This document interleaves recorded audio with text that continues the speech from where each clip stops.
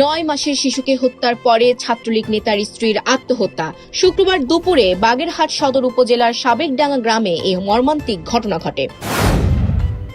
আবু সাঈদের রেখে যাওয়া আমানত জীবন দিয়ে হলেও রক্ষা করব বলেছেন জামায়াতে আমির।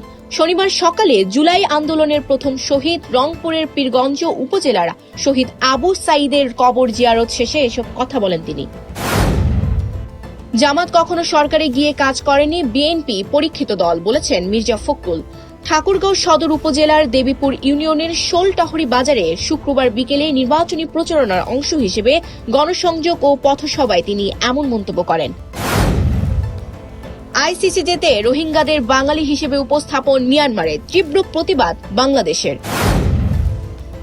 দেশের 3 জেলায় নির্বাচনী সহিংসতায় মোট 42 জন আহত হয়েছেন। কিশোরগঞ্জের অষ্টগ্রামে বিএনপি ও যুবদলের সংঘর্ষে আহত 30 জন।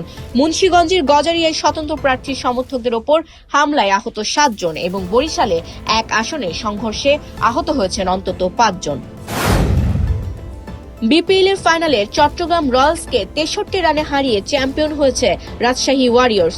এক পেশে এই ফাইনালে শুরু থেকে শেষ পর্যন্ত আধিপত্য দেখে ট্রফি ঘরে তোলে রাজশাহী।